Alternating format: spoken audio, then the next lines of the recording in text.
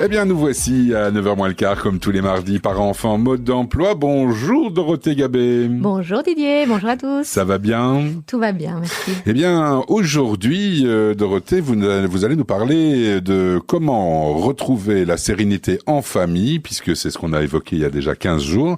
Et aujourd'hui, vous allez nous parler de la colère. Alors, vous aussi, amis auditeurs, et moi aussi d'ailleurs, ça nous arrive quelquefois que notre enfant se mette en colère au supermarché ou dans la rue parce que vous lui avez refusé l'achat d'un jouet ou de chocolat.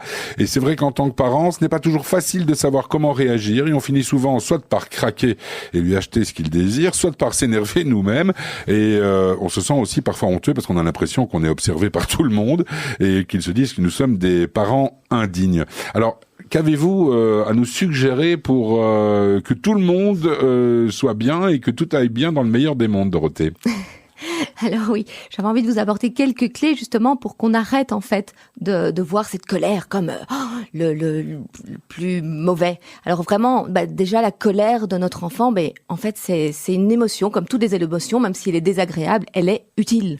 Et donc vraiment, il faut qu'on change notre croyance sur la colère, parce que quelque part c'est un message qui veut juste nous avertir qu'il y a quelque chose qui va pas. Bien sûr, et c'est pareil pour les adultes. Je veux dire, pareil pour les adultes. Oui. On a envie. On préfère en fait, quand on est dans une voiture, j'aime bien cette métaphore, on voit le clignotant de l'essence qui s'allume pour nous prévenir qu'il y a un problème et qu'on doit mettre de l'essence, et on préfère qu'ils nous préviennent avant qu'on soit en panne d'essence. C'est limite rassurant, je dirais. Exactement. Par contre, ce qui est important, c'est de pas diriger notre colère vers les autres, et c'est ça qu'on doit faire prendre conscience aux enfants, c'est qu'on peut pas insulter, on peut pas taper, on peut pas humilier, on peut pas mordre, et vraiment. Donc c'est la conséquence, la manière dont on va réagir à notre colère qui doit être acceptable, entre guillemets. Alors, dans un premier temps, comment est-ce que des parents avertis et extrêmement empathiques et extrêmement pédagogues, comme vous l'êtes, peuvent agir dans ce sens?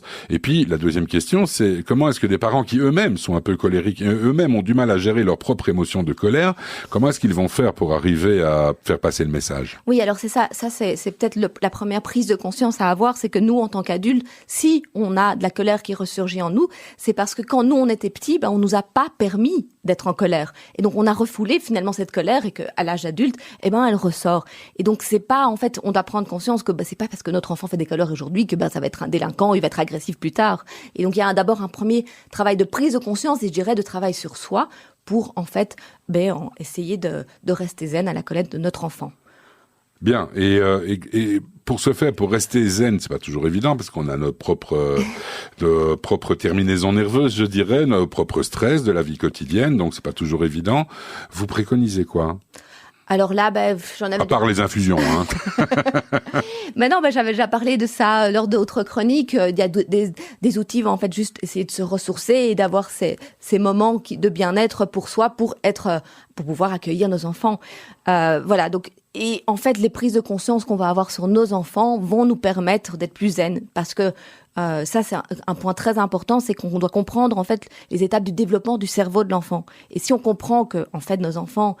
c'est normal, leur cerveau, leur cerveau n'est pas assez mature.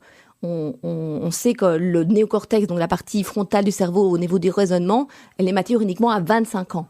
Et donc, en fait, nos petits-enfants, ils savent juste être dans leur cerveau limbique au niveau des émotions. Et c'est pour ça que quand ils sont heureux, ils sont super heureux. Et quand ils sont en colère, ils sont super en colère. D'accord. Et donc, peut-être une des clés, c'est être empathique avec notre enfant. J'avais envie de vous proposer... un petit exemple, Didier, ouais.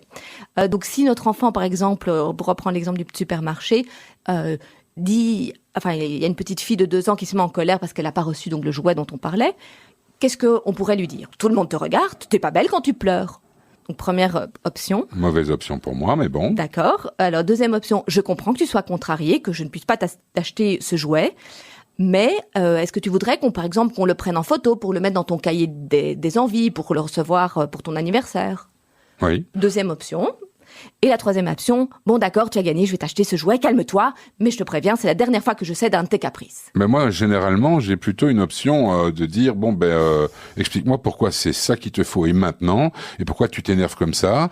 On n'a pas toujours tout ce qu'on veut dans la vie. Moi-même, parfois, j'ai envie que tu sois calme maintenant et tu ne l'es pas, et je ne pique pas une colère. Et j'essaye d'être dans on va dire la négociation, c'est pas le mot juste, mais dans le fait de lui renvoyer une image aussi, de dire, oui, finalement, c'est peut-être enfantin. Et je pense que les enfants sont moins stupides qu'on ne le pense, hein. Oui, mais alors là, tout dépend de l'état de sa colère. Si l'enfant est vraiment dans sa colère, il va pas comprendre. Parce que là, on essaye de le raisonner, lui dire, mais t'as pas à te mettre en colère quelque part pour un jouet, il y a d'autres choses. Et donc, en fait, c'est compliqué parce que justement, au moment de sa colère, l'enfant, le cerveau de l'enfant, si on veut, est déconnecté. Il est déconnecté de sa raison et il y a que la partie émotionnelle. C'est pareil pour l'adulte, en même temps. Quand il est en colère, on sait pas raisonner quelqu'un en colère, hein. Voilà, exactement. Donc, on va faire cet exercice de cette discussion, mais alors en dehors du moment de la colère. Par contre, au moment de la colère, je crois que la solution 2, donc essayer de le comprendre et à la limite de le distraire vers autre chose ou de proposer une solution, c'est la meilleure solution en tant que... Et la moins bonne, c'est laquelle? C'est celle de céder, j'imagine.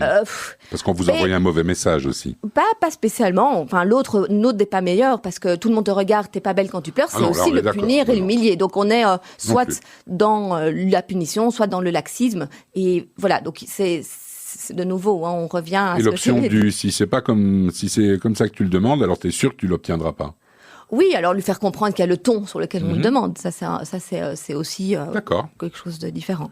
Et quand la colère, elle est plus interne, qu'elle ne s'exprime pas uniquement par de la rage, des cris ou des je dirais des mouvements plus agressifs et voire frappés, comment est-ce qu'on peut faire? Parce que la colère peut être ressentie sans être pour autant, je dirais, exorcisée, ce qui n'est pas mieux d'ailleurs.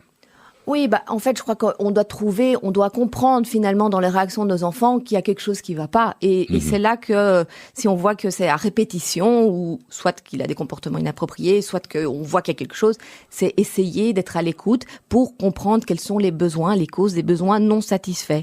Est-ce qu'il a besoin de plus d'attention, plus d'écoute, plus de calme? Est-ce que il a faim ou est-ce qu'il a... Et se faire aider par quelqu'un d'extérieur, c'est jouable? Alors oui, effectivement, des fois, c'est difficile en tant que parent d'aider son propre enfant. Ça, c'est vrai qu'une personne extérieure peut aider dans ces cas-là. Mais de toute façon, je crois que le plus important, c'est de prendre ce temps en dehors de la colère pour finalement aider et trouver des solutions. Et c'est là qu'on peut venir la dernière clé que je voulais partager, c'est de lui proposer des alternatives. De lui dire, voilà, je sais que tu te mets en colère dans telle situation, maintenant, je vais te proposer des façons d'apaiser ta colère, que ça soit un câlin, une histoire, des respirations, ou encore un super outil, la roue des choix de la colère. C'est-à-dire, c'est une roue qu'on peut dessiner avec son enfant, et avec lui, on va choisir les solutions qu'on pourrait mettre en place quand il y a une colère. D'accord. Et donc ça sous-entend toujours, comme d'habitude, d'être extrêmement à l'écoute de ses enfants. Ça nécessite parfois, vous avez fait votre chemin là-dedans, mais ça nécessite quand même aussi un mini cursus, je dirais, ou alors il faut avoir des aptitudes propres à l'empathie, ce que tout le monde n'a pas. Oui, je crois que c'est des prises de conscience petit à petit, et effectivement, c'est quelque chose qui s'entraîne en fait, et plus on va l'entraîner, plus ça va devenir automatique, ça va devenir naturel, et donc c'est vraiment ce travail. J'aime bien l'exemple d'une jungle où au final, au début, on doit débroussailler tout, on a de la machette, et puis plus on va venir suivre ce même chemin, plus ça va être tracé, plus ça va être facile. C'est aussi facile, ça vaut aussi bien pour nos enfants que les automatismes pour les adultes. Bien sûr. Et donc, en clair, parce qu'on sait qu'on podcast notre émission chaque semaine, est-ce que nos auditeurs peuvent vous contacter via votre blog? Je rappelle que c'est votre blog, c'est Rock Your Education. Oui. Et là-dessus, vous allez donner des pistes et les gens peuvent vous contacter pour vous poser des questions et vous y répondez online ou pas? Oui, alors n'hésitez pas à m'envoyer des questions. Et alors en plus, j'ai fait un atelier comme j'avais présenté il y a quelques semaines. Sûr. Et si vous allez en ligne, mais donc sur le blog, vous avez encore, j'ai eu un grand succès pour l'atelier, donc je redonne le replay de l'atelier. Si vous vous inscrivez sur le site, vous aurez encore d'autres clés pour ramener la sérénité en famille. Eh bien, c'est tout le mal qu'on se souhaite. Et puis, je pense que nos auditeurs ont eu quelques pistes pour, je sais que vous n'aimez pas le mot, mais pour canaliser un peu la colère, parce que c'est le terme qu'on utilise généralement, je pense. dans le sens où bien parfois la colère on la ressent, hein, on ne l'invente pas. Oui. Donc il faut avoir des petits tips que vous nous apportez chaque semaine ou chaque 15 jours pour vraiment faire en sorte que tout reste harmonieux. Oui, voilà, c'est comment l'accueillir et lui permettre d'aller au-dessus et de passer à autre chose finalement.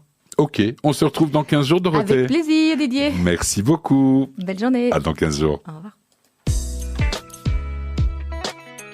Et dans 15 jours...